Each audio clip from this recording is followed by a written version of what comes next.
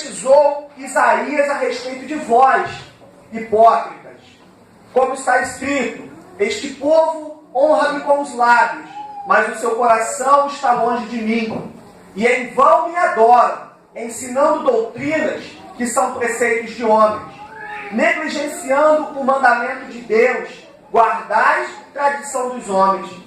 E disse-lhes ainda Jesus: jeitosamente vós rejeitais o preceito de Deus para guardar a vossa própria tradição. Pois Moisés disse: honra teu pai e a tua mãe. E aqui, quando nós lemos pois Moisés disse, está fazendo menção a todo o Pentateuco. Quando você no Novo Testamento ver essa expressão, pois Moisés disse, quer dizer o Pentateuco, né, que se atribui a Moisés ali, a cabeça pensante da construção do Pentateuco.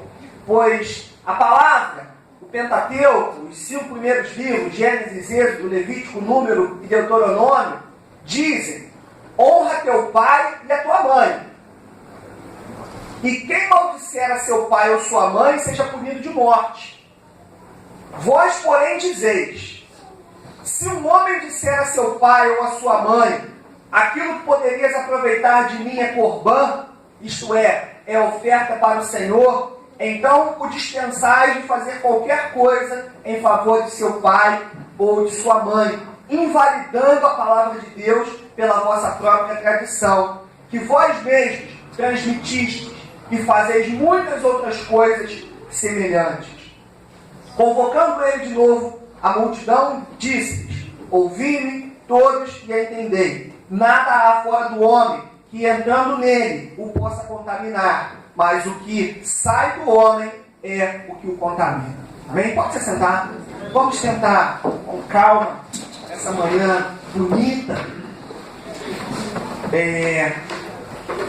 entender um pouco desse texto. Ele é um pouco confuso não, é um texto difícil de entender porque tem muitos termos fora da nossa língua e muita tradição judaica que é completamente distante de nós. Mas a primeira coisa que nós precisamos compreender é exatamente essa introdução que eu fiz, de que nós estamos aqui diante de um diálogo de tradição. O diálogo entre Jesus e os fariseus. E os fariseus, eles eram um grupo de judeus, um grupo dentro do judaísmo. Eles não eram outra religião, eles eram judeus, eles observavam o judaísmo, mas eles eram um grupo dentro do judaísmo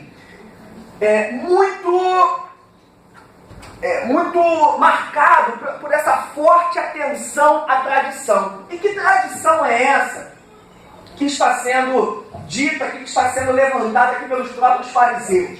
Jesus vinha com seus discípulos e eu tenho certeza que eles chegaram ali com fome e chegaram em alguma casa que os recebeu ou em algum lugar que os acolheu e lhes ofereceram comida. E os discípulos ali, eles começaram a pegar o pão e a comer.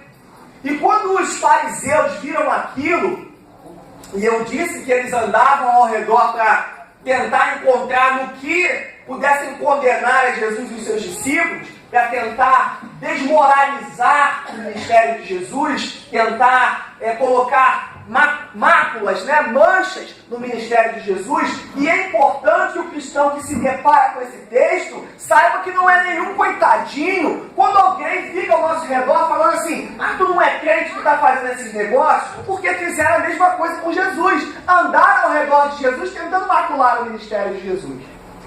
Então, irmãos, quando nós somos perseguidos ou acusados dessa forma, porque não deixa de ser uma perseguição, quando você está lá na escola e alguém está te irritando, te perturbando, e você vira para trás, a Taiane é brava. Não, a Taiane é brava não, porque a brava é a Nathalie. Vira para trás e fala assim: para de me perturbar. E alguém fala: ué, não, você não é crente, está nervosa?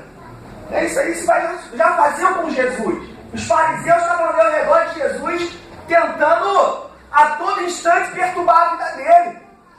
E nós convivemos com essa questão, porque nós temos tentado, ou até trouxemos para cima de nós essa tradição de muito certinhos, de muito comedidos, E aí, de vez em quando ultrapassamos um pouco o limite, tem sempre um fariseu perto para falar, ué, crente, o que é nesse negócio aí que você está fazendo? Ou então é aquele negócio, né? Ué, mas não é o filho do crente que está lá na rua fazendo aquilo? Não é assim? Então a gente sempre passa por essas situações. Não é o filho do pastor, o filho do fulano de tal, ou a filha do pastor que danada que ela é. É mesmo?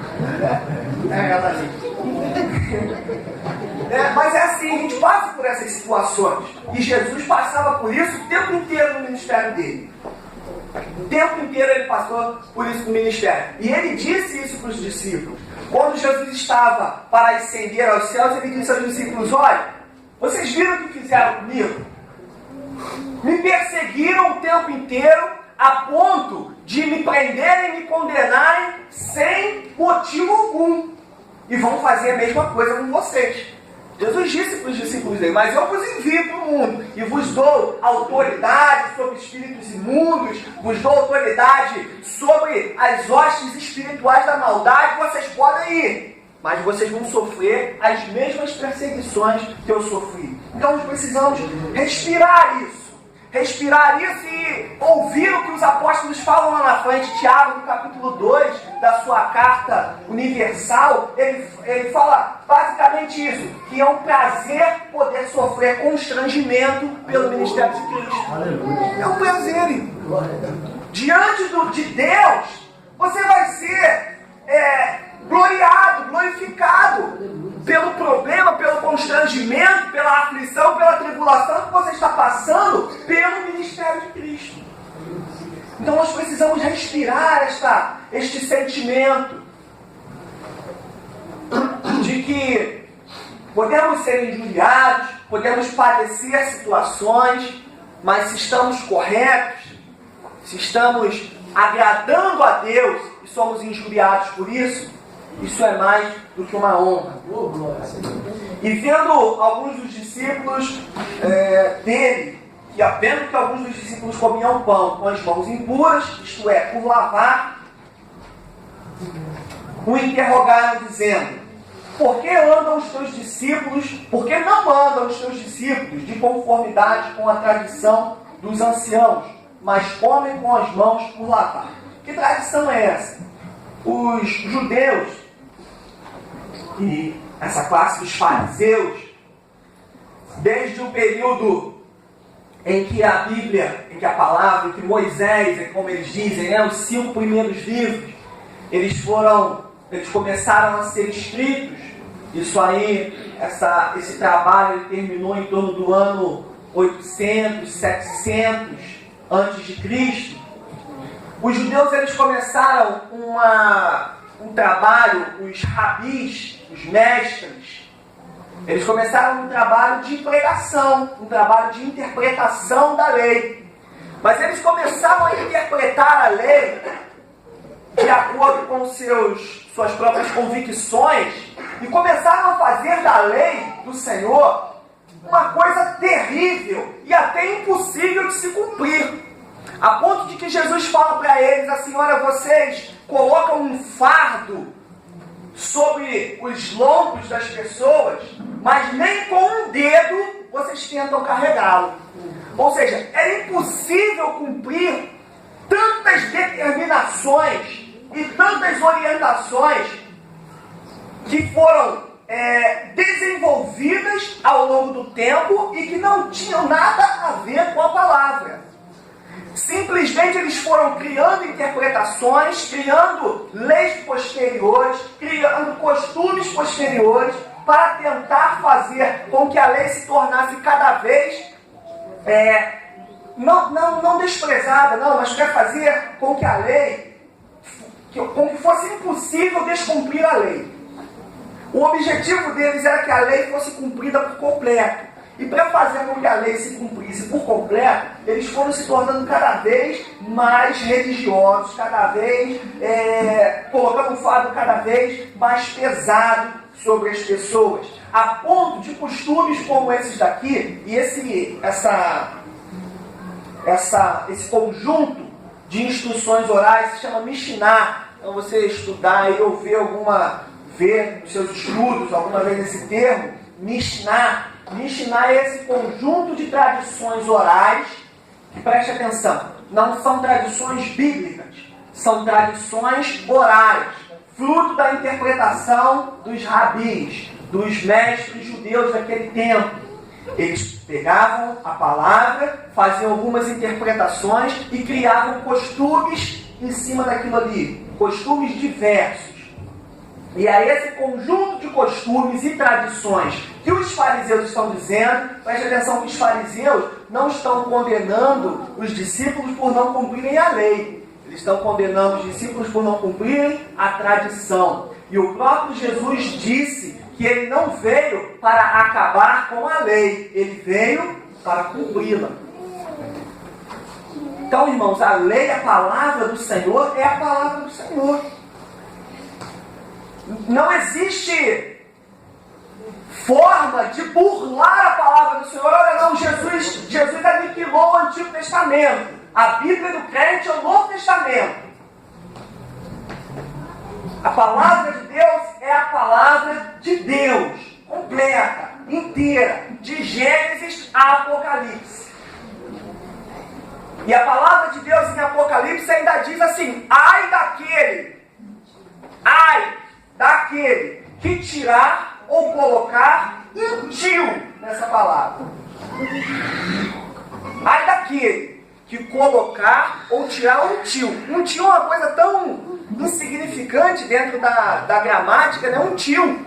Tirar um tio. Aquele acentozinho, aquela cobrinha em cima do A ou em cima do O. Ai daquele que tirar ou acrescentar um tio. Ou seja, não é para tirar nem botar nada.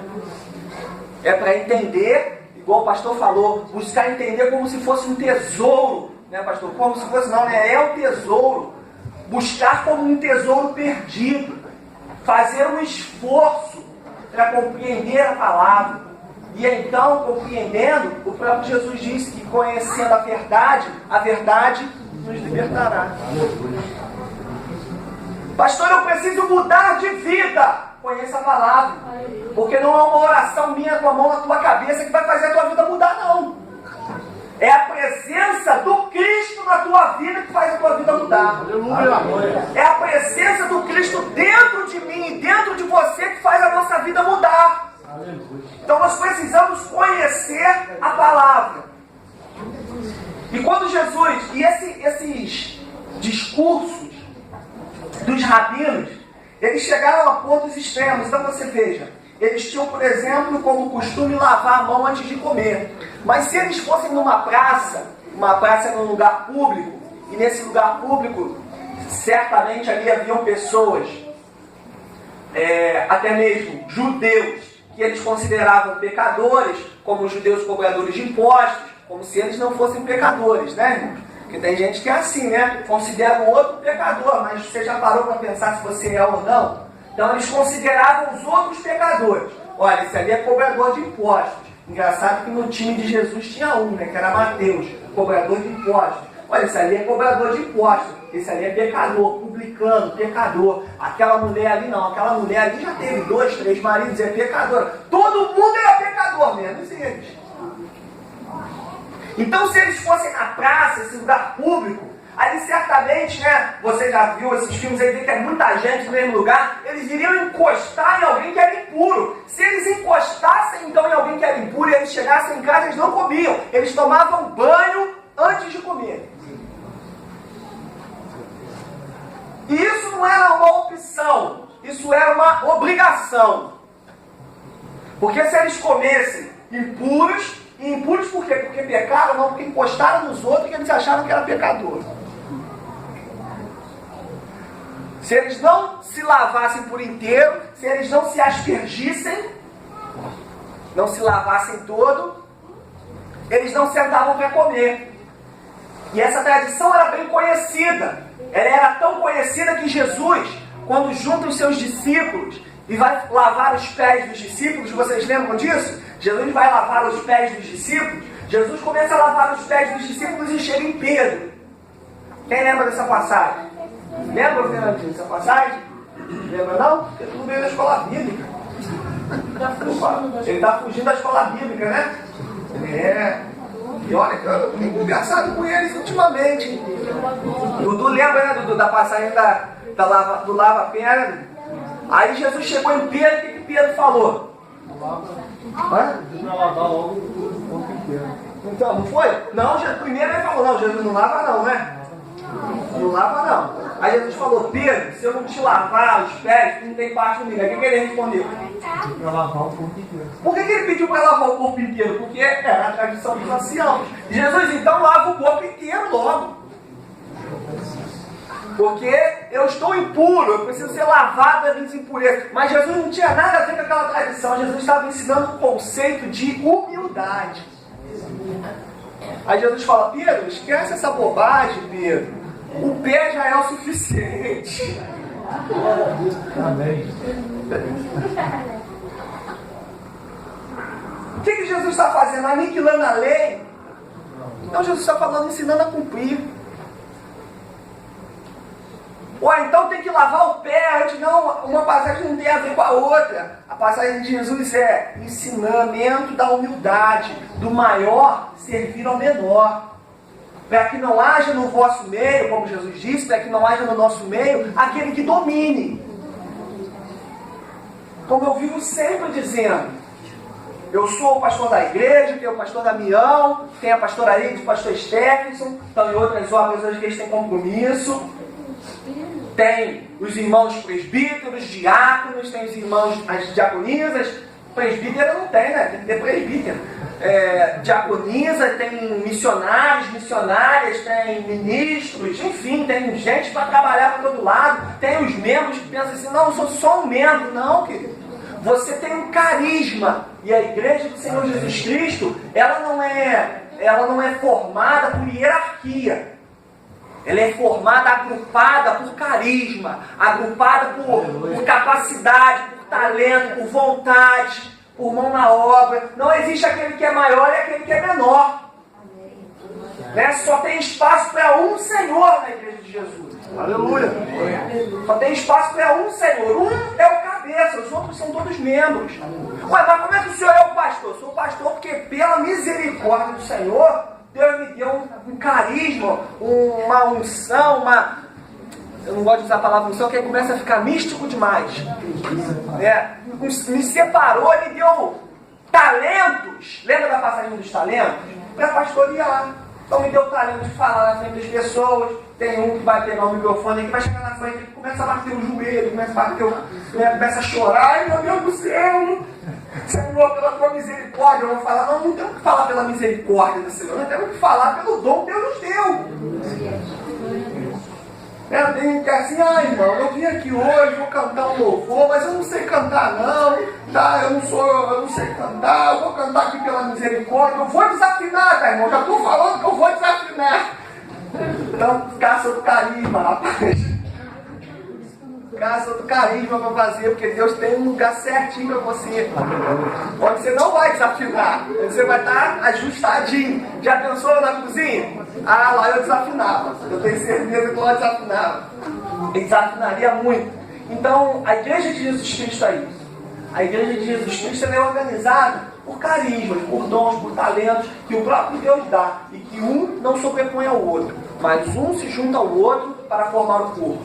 Essa é a igreja de Jesus. Mas voltando ao nosso tema, então nós vemos que existia um peso de tradição muito grande, e aqueles homens achavam que, o pior, por observar a tradição, agradavam a Deus. Por observar o tradicionalismo, eles estavam agradando a Deus. E Jesus, no versículo 6, vai fazer menção ao que o profeta Isaías profetizou 650, 700 anos antes disso aqui. Jesus vai falar assim: respondeu-lhes Jesus, bem profetizou Isaías a respeito de vós. Olha o que Jesus vira na cara dos homens e fala: Isaías já tinha falado de vocês. Eu sei que eu ia encontrar com vocês aqui, porque eu li Isaías e Isaías já tinha falado de vocês. Vocês são hipócritas. Na cara, hein? E sabe o que é hipócritas? A palavra, nós entendemos hoje o que é a palavra hipócrita, mas é uma palavra de origem grega, E os irmãos sabem que os gregos, eles desenvolveram essa questão das artes de uma maneira muito diferente, muito superior a todas as civilizações anteriores. Até hoje nós somos influenciados pela arte grega, né? As esculturas, as pinturas, a ciência. Quem estuda aí sabe que a ciência é cheia de pensadores gregos, não é verdade? Quem sabe aí qual é a fórmula, o teorema de Pitágoras? Fala aí o teorema de Pitágoras. Ih, tirar zero. Teorema de Tales. Quem é Tales? Quem é Pitágoras? São tudo gregos. Então foi uma civilização que desenvolveu muitas artes, que desenvolveu muita cultura, que desenvolveu muita ciência e que prezava por isso. E eles desenvolveram muito o teatro. E o ator do teatro grego era chamado de Hipócrates. O nome para o ator, né, que nós chamamos hoje de ator, qual era a sua profissão? Eu sou Hipócrates. Eu trabalho no teatro. E quando Jesus está chamando os fariseus de hipócritas, é mais do que essa ofensa moral que nós temos hoje. Se eu chegar para ela e falar, olha, tu é um hipócrita, rapaz. Tu é um ator. Tu é um ator. Só que mais ainda do que isso, porque o judeu, ele não queria nada com o gentil. Então chamá-lo de ator, e o judeu, ele não ia nas peças, ele não aceitava a cultura helênica. Ele não aceitava a cultura grega. Então quando Jesus chama aquele cara de ator de teatro grego, cara, Jesus está humilhando muito aqueles caras ali. Era quando tomar uma bufetada dentro da cara. Era como se eu chegasse com um cara e falasse, rapaz, tu é argentino, rapaz. É de tanto que a gente não gosta de Argentina, e principalmente no futebol, né? O Fábio gosta de Argentina, tem até camisa da Argentina. Deus tem misericórdia de Argentina. Me colou e gosta de Argentina, né? É complicado, né? Todo mundo tem suas complicações, né? Tem suas complicações. Mas seria um xingamento mais ou menos assim, sabe? Sei lá, como é que eu poderia, se fosse para dar uma humilhada no Alex mesmo. Alex, tu é um hipócrita, lambão, argentino, safado. Tu é um ator. Você está tentando... Flamenguista não, flamenguista. Aí eu estou elogiando o cara. Mas você é um ator.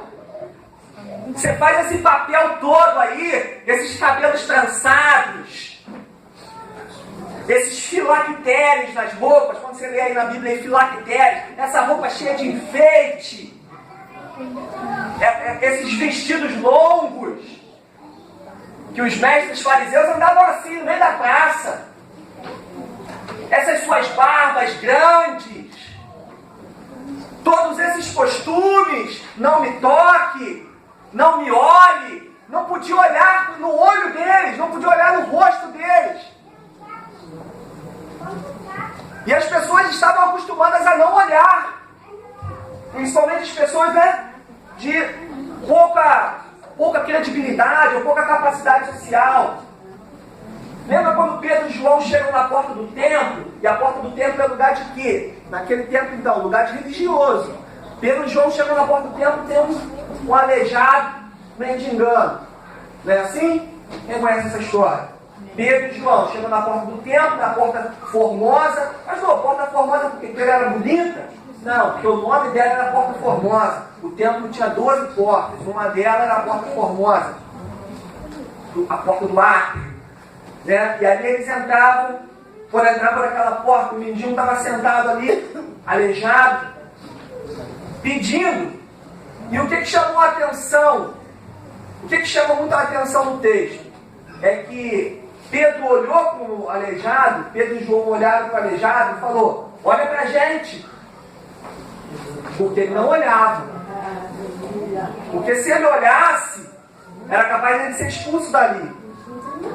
Porque ele não podia olhar para os religiosos que entravam ali, cheios de Deus, né? Cheios de Deus. E aí Jesus vira para aqueles cheios de Deus e fala, vocês são hipócritas. Vocês me honram com os lábios, faz um papel de alguma coisa, mas o coração de vocês está muito distante de mim. E é interessante que Jesus não fala isso de si, não. Jesus usa Isaías. Jesus falou um profeta, ó. E não sou eu que estou falando, não. Isaías que falou.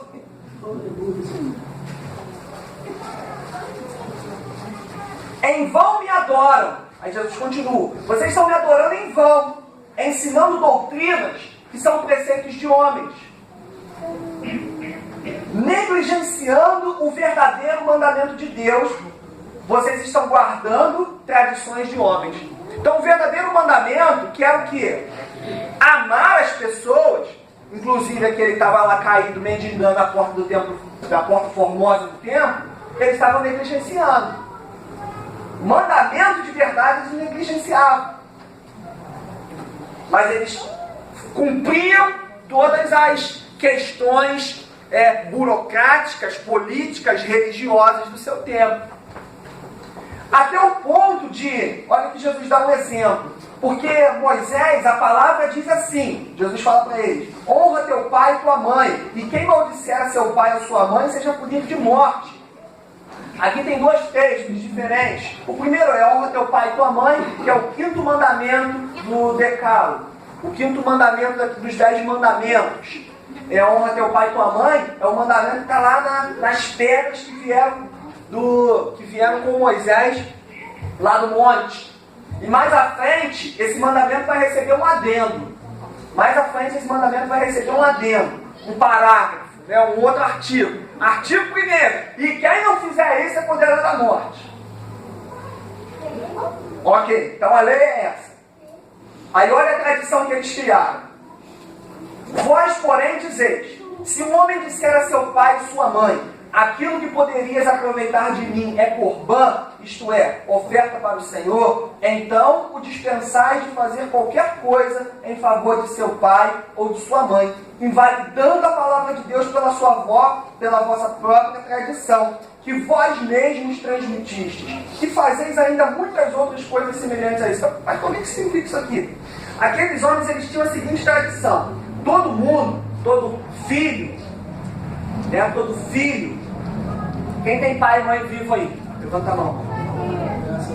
Graças a Deus. Eu tenho pai e mãe vivo. Talvez você tenha só seu pai ou só sua mãe. É isso mesmo, é para você também. Todo filho tem seu pai e sua mãe vivo, tem uma responsabilidade com seu pai e com a sua mãe na terceira idade. Ou no momento de dificuldade. Isso também passa por honrar o pai e a mãe. Porque aqui eu começo a entrar nos nossos dias, nas nossas tradições, porque tem umas tradições muito bonitas. Cadê minha mãe? Meu pai está aqui. Minha mãe está lá atrás. Meu pai está aqui. Ô papai, bença meu pai. Tá bom aí, pai, me ajuda. Bença meu pai. Ô meu pai, bença. Deus te abençoe, meu filho. Agora eu vou dormir em paz. Mas na hora que o pai e a mãe precisam, o filho, está no pé.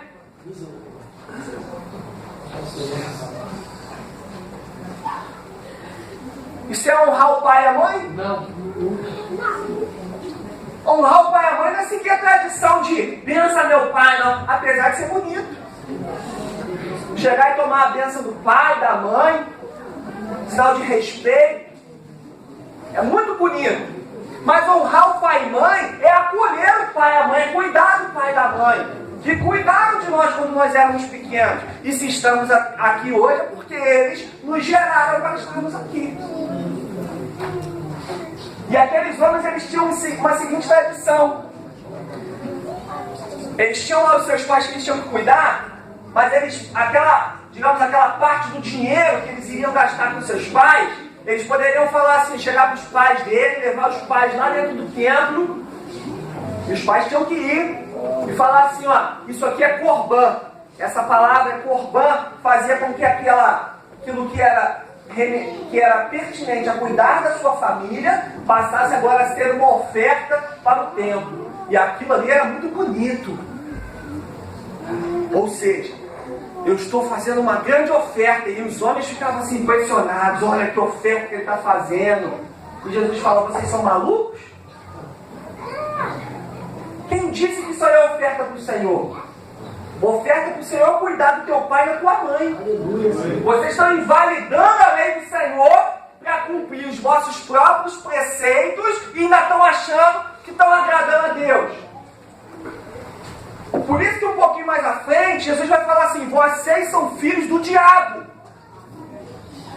Quando eles começam a falar que eles são filhos de Abraão, nós somos filhos de Abraão, Jesus fala: vocês são filhos do diabo. Vocês são filhos do enganador. Porque vocês fazem as mesmas obras que ele. Vocês distorcem a palavra. Criam conceitos que são de homens. Enganam o povo. Deus deu na mão de vocês as chaves do reino dos céus. Isso é tudo palavra de Jesus para os fariseus. Vocês nem entram e nem deixam ninguém entrar.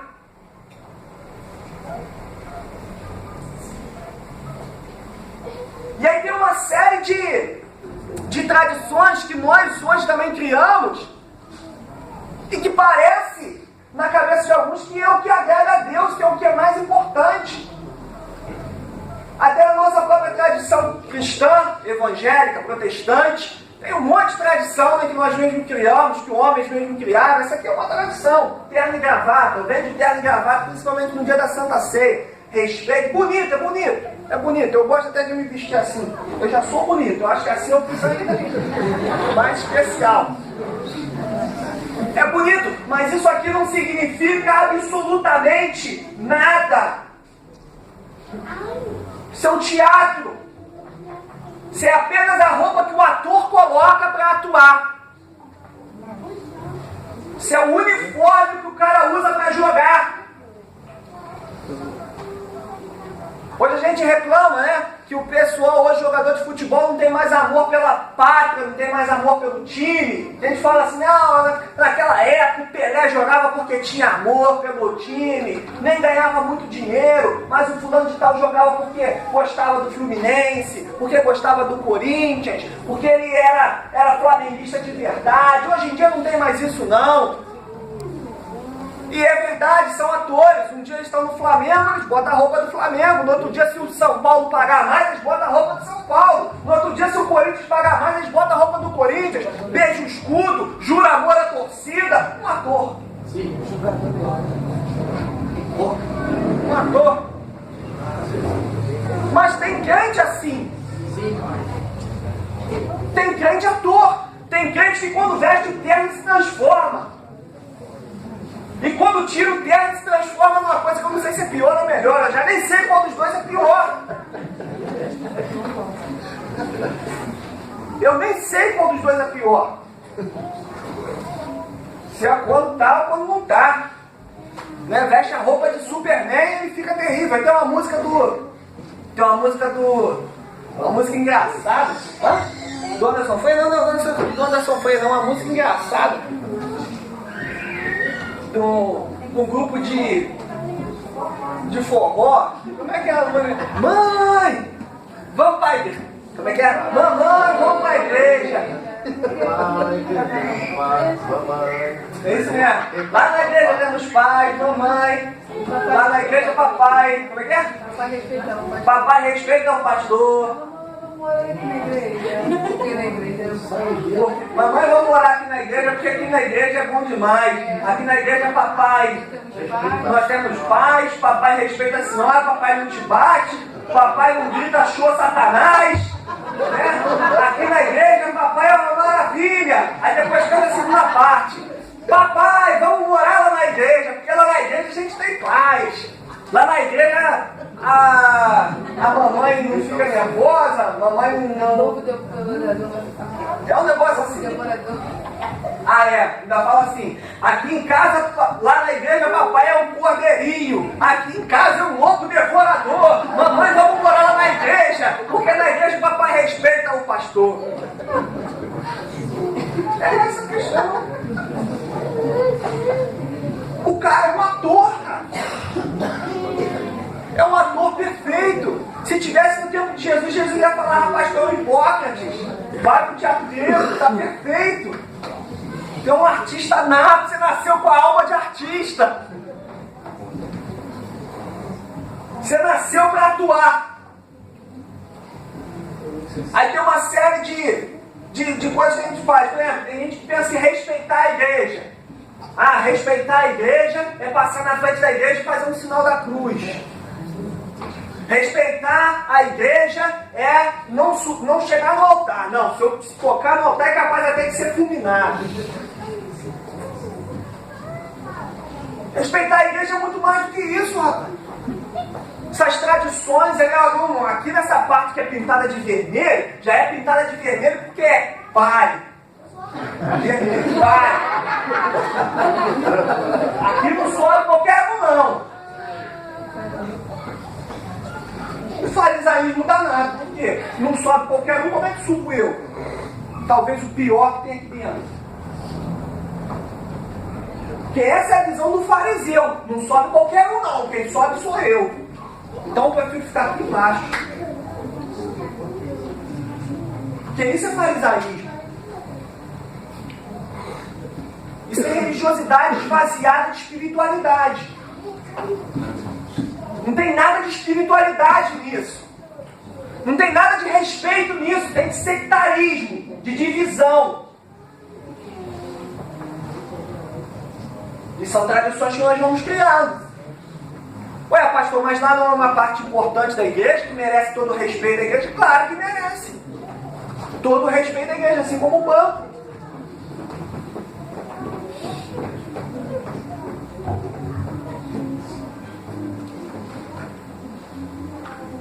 Tem umas... Quando eu era pequeno, chegava da rua, mais uma tradição, né, importante, interessante, mas que eu queria ressaltar. Quando eu era pequeno, chegava da rua, do futebol, chegava sem camisa para almoçar, minha mãe me gritava.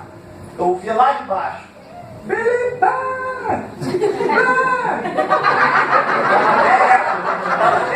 Dava ideia.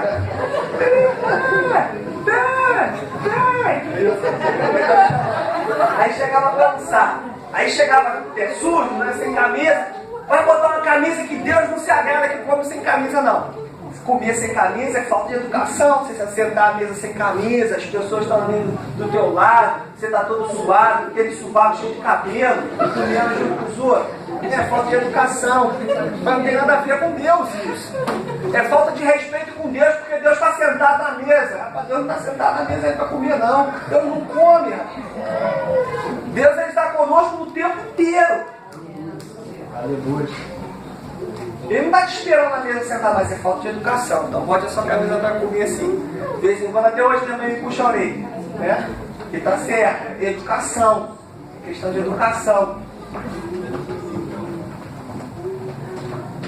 Mas tem gente que confunde com respeito a Deus. Não, vou botar a camisa agora porque Deus me deu o alimento para comer. Mas nem está pensando nisso.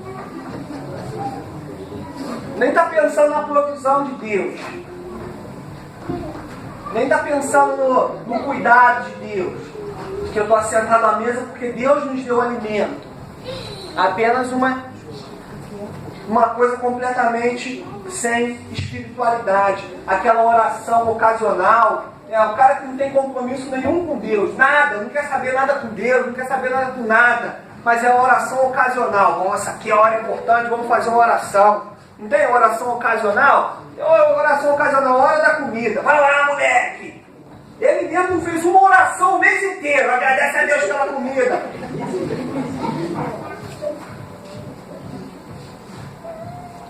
Tradição.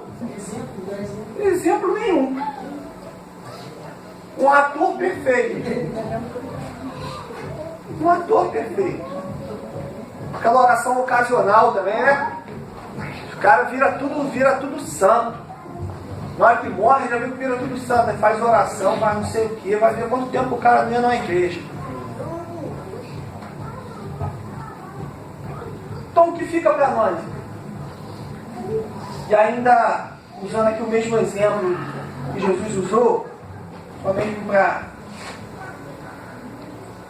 marcar, o apóstolo Paulo fala que aquele que não cuida, que a igreja tem uma responsabilidade com cada um dos seus membros. Paulo fala em Romanos 13:9 que nós temos que acolher os irmãos, principalmente aqueles que são irmãos na fé. Acolher as pessoas, principalmente aqueles que são irmãos da fé, que são da família da fé.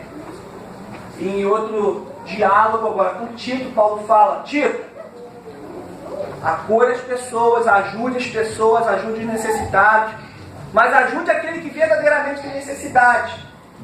Porque a primeira responsabilidade de ajudar as pessoas é da sua própria família. Porque aquele, palavra de Paulo, porque aquele que não apoia, que não ajuda a sua própria família, é pior do que o ímpio. Negou a fé, exatamente. Negou a fé. É pior que o ímpio. Então, ou seja, né, por que eu estou falando disso? Porque é um exemplo que Jesus deu a respeito do pai, da mãe, da sua família.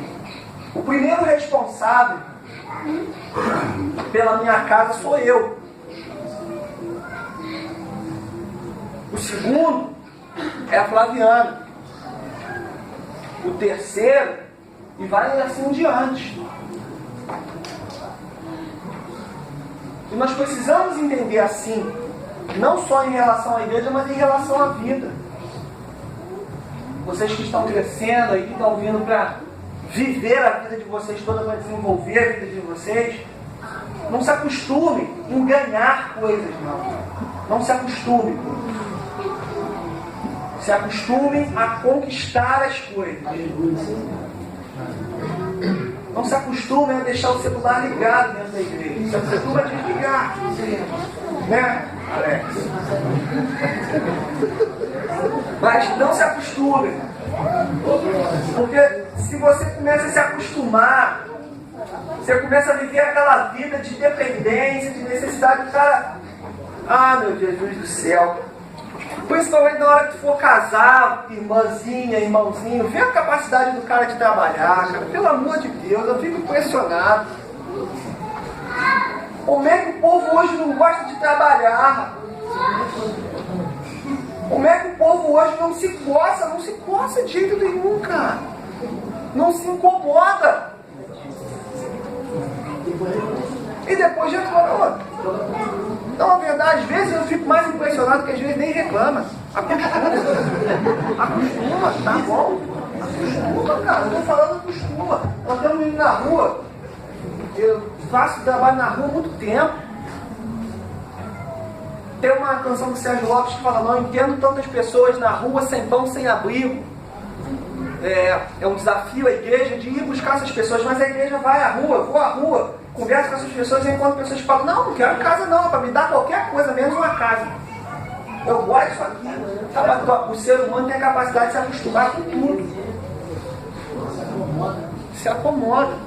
Se acostuma a toda e qualquer situação. Você percebe, tem ser humano morando no deserto, não tem?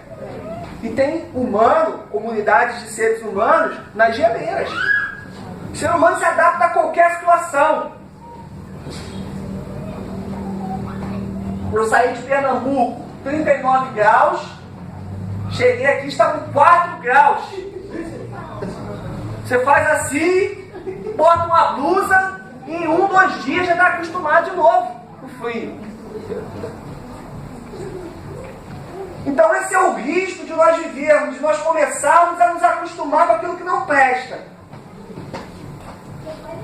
E essa falta de iniciativa é uma coisa que tem marcado a geração atual. E é uma coisa que vai te impedir de viver. Não, pastor, estou vivo até hoje, mas estou falando viver. Viver. Experimentar a vida. Experimentar o que Deus criou. Experimentar coisas novas, poder desfrutar da vida. É um desafio para nós aqui, nossa comunidade. Tem gente da nossa comunidade que não sai no centro da cidade. Ou seja, isso é um sinal de quê? Isso é um sinal de que a vida está resumida ao morro. E esse é o problema das favelas. O processo de favelização, o processo de criminalidade, de droga, de avanço do uso de droga, de avanço do crime, está amplamente relacionado a isso. Se eu nunca vi uma outra possibilidade de viver, eu vivo o que tem para viver. estava conversando com o Felipe essa questão como que o esporte modifica isso na vida da pessoa, dá outras perspectivas de vida. Né? Com o esporte você, rapaz, aqui tem uma outra possibilidade de viver diferente. Com o esporte, no meu caso era futebol, o pessoal ia em luta. Com o esporte eu viajei em um montão de cidade, vi coisa diferente. Nós temos que proporcionar isso para as nossas famílias. Não adianta ficar sentado esperando para ver o que vai acontecer no futuro. Se o teu filho só conhece funk, droga, sexo depravado e crime, espera. O perigo é muito grande. E quem é que vai fazer algo por mim? A primeira responsabilidade é minha. A segunda é minha. A terceira é minha. A quarta é minha. Começa a tomar essa. Mas por que o governo não faz nada? Por que a empresa não faz nada? Por que a igreja não faz nada? Faz o que pode, querido, mas a responsabilidade é nossa. Faz o que pode. Estou vendo a Andrezinha ali atrás, ali agarradinha ali, ouvindo a pregação. Estão formando a família deles e já formam com essa consciência. Já formem com a consciência que vocês têm que cuidar dos pais de vocês e cuidar dos filhos de vocês. É uma consciência cristã, bíblica. Para evitar diminuir as chances de problema no futuro. E de todo, nos esvaziarmos de religiosidade, abandonarmos, largarmos de lado religiosidade vazia. Religiosidade vazia. Aí bota véu na cabeça, bota saia, tira brinco, tira cordão, tira batom, tira não sei mais o que, tira tanta coisa que daqui a pouco chega na rua, tá tirando até o que não deve. Religiosidade vazia. Pastor, eu gosto de usar minha saia. Minha mãe achou poucas vezes vi minha mãe de calça. Só usa saia. E é interessante que ela foi excluída da igreja porque usou calça, né? Aí ela aprendeu mesmo a usar saia. Não foi dessa aqui não, tá? Ela aprendeu mesmo, não funciona. Irmão, vamos voltar à época da exclusão, porque funciona. Funciona. Eu só aprendo de verdade. Poucas vezes eu vi minha mãe de calça. Tudo bem. Usa sua saia, usa sua calça, usa o que você quiser. Desde que você não se ache um fariseu melhor que os outros, faz o que você quiser. Desde que você não fique apontando o dedo na cara do outro, faça o que você quiser. Desde que você não se ache mais santo, mais puro, faça o que você quiser. Eu oro mais, eu falo mais em línguas. Tem igreja que é torneio de passarinho. Já foi torneio de passarinho? Cada um bota uma gaiola, vamos ver quem canta mais. Tem igreja que parece torneio de passarinho. Começa o culto, vamos ver quem fala mais alto em línguas. E Paulo, e a Bíblia é abandonada, né? Porque Paulo fala assim, aquele que fala em línguas e não tem intérprete, está falando para quê? Não edifica a igreja em nada. Ué, pastor, mas não pode falar em línguas? Claro que pode, mas o que adianta eu pregar falando em línguas? O que você vai entender?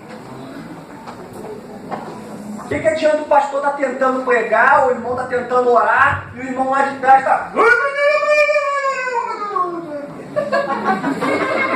É bênção de Deus, eu não estou desvalorizando, pelo contrário, eu falo em línguas, né? Os irmãos de vez em quando vê. Eu estou falando que a palavra precisa ser mais valorizada.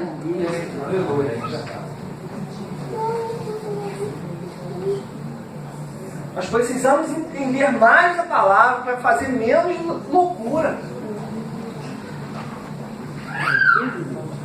E essa é uma outra tradição também. Tem um monte de tradição. Nossa, crente é uma tradição meio maluca. Se o culto tem aquele culto agitado, né, o campeonato de passarinho, aí foi um culto maravilhoso. Se o culto foi calmo, foi tranquilo, sereno. O culto começou às 7h30, terminou 9 horas, na hora certa. Culto esquisito. Hoje não teve unção, não. Né? Se o pastor prega gritando, tá cheio da unção. Se ele prega mansinho, isso aí não vai muito longe, não. As coisas assim, irmãos, sinceramente, nós precisamos abandonar. Não seja um ator e principalmente não venha à casa do Senhor na expectativa de encontrar um espetáculo, na expectativa de assistir um teatro. Nós não podemos ser atores de um teatro. Nós precisamos ser servos do Senhor. Discípulos. Aleluia. Glória a Deus.